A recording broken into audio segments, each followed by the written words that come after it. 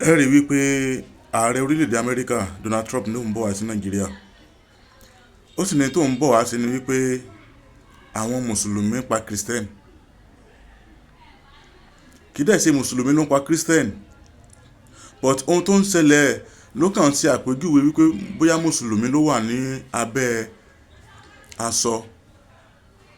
Ẹ rí wípé àwọn Boko Haram, àwọn Fúlàní ni wọ́n da máàsì bójú yìí tán dẹ̀ wọ chọ́ọ̀chì lọ ní ìpínlẹ̀ Kwara.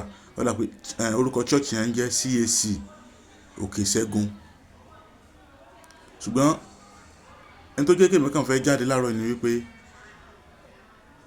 kí ààrẹ wa, bàbá wa Bọ́lá Ahmed Tinubu kán bá wa síjú àánú wo olóyè Sunday Igboho. Nǹkan tí bàbá wa Sunday Igboho ń jà fún òun náà ló ń délẹ̀ yìí. Kán bá wa yọ wanted kúrò lórúkọ wọn. Kán bá wa yọ wanted kúrò lórúkọ olóyè Sunday Igboho kán lè bá tẹ̀wájú nínú iṣẹ́ tí wọ́n ń ṣe. Kò sí àwọn Fúlàní náà wà lọ́ndà aṣọ yìí. Wọ́n pa àwọn èèyàn nínú chọ́ọ̀chì yẹn. Wọ́n pa àwọn èèyàn. Ó dà pé òru mọ́jú bóyá alẹ́ àná sí àárọ̀ yìí ni ìtòṣẹlẹ̀ yìí ló ṣẹlẹ̀ ní Kwara, ìpínlẹ̀ Kwara ló ṣẹlẹ̀.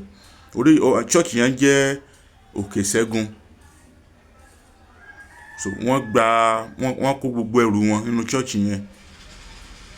Ẹni tí ìbọn bà. So báwo làwọn èèyàn náà ṣe, báwo ni wọ́n ṣe ní máa rò wípé lóòótọ́ òdodo bóyá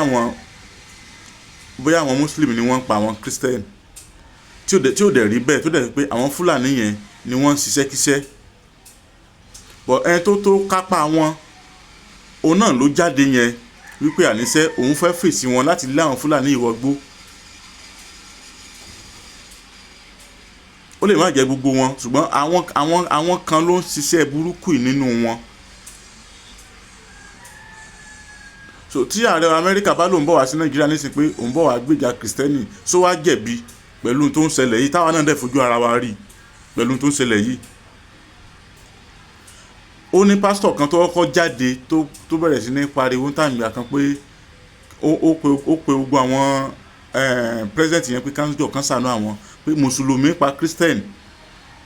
Kò dẹ̀ kí ń ṣe àwọn mùsùlùmí, kì í ṣe mùsùlùmí ni wọ́n ṣiṣẹ́ yẹn, àwọn Fúlàní ni wọ́n ṣiṣẹ́ yẹn tí wọ́n ń wọ àwọn ni wọ́n ẹ wo ẹ̀yin náà sáà rí fídíò yẹn. Ó ti fi hàn pé Fúlàní ló ń ṣiṣẹ́ yìí. Bàbá wa Bọ́lá Ahmed Tinubu ẹ bá wa yọ wanted kó nu orúkọ olóyè Sunday Igboho. Bí wọn bá tiẹ̀ lè bá wa bá iṣẹ́ yẹn lọ mọ́, because ó lè ti sú wọn kán ní do mo jẹ́rìí wọn o, but ẹ bá wa yọ wanted kó lórúkọ wọn. Ẹ jẹ́ kí àtúnṣe wà lórí tó ń ṣẹlẹ̀ yìí, káwọn Fúlàní ó mọ̀ pa Yorùbá tán.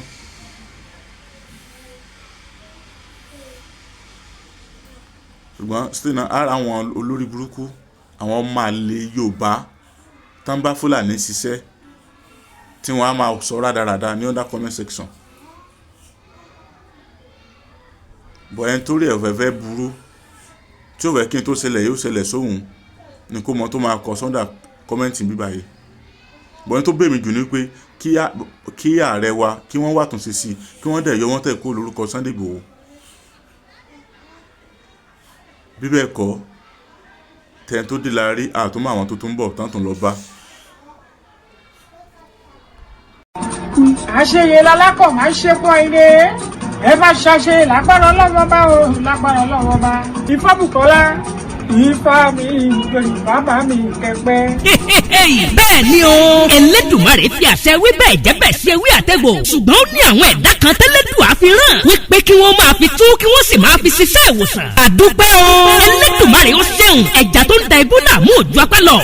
Babaláwo Ifá Bùkọ́lá Ifá Glory àtàndá olórí àbọ̀là ní Èdùmarè ń lò lọ́wọ́lọ́wọ́ láti kojú gbogbo àìsàn àti ìdí ayé gbogbo tó ń da ọmọ ènìyàn láàmú. Àbá ẹ bá mi kálọ o.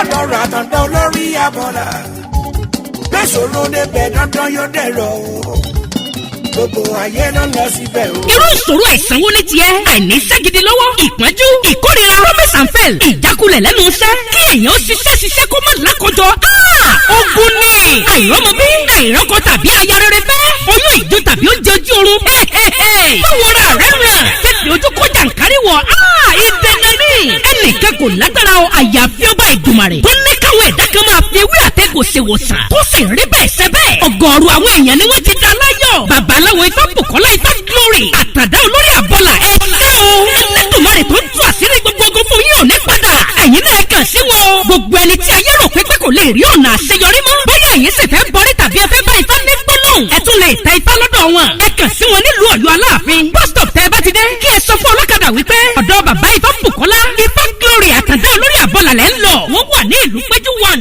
Sábò Ọ̀yọ́ Aláàfin telephone 0803-834-8630 tàbí 0705-288-8104 ọ̀kàràkàn yìí ná Ifá gbáyé lọ ìrí òkè gbogbo wa. nínú òní di o yọ yẹ wa o kò ní yẹ ẹ lẹ fún wa ó ti rí bẹ́ẹ̀ ó ti ṣe bẹ́ẹ̀.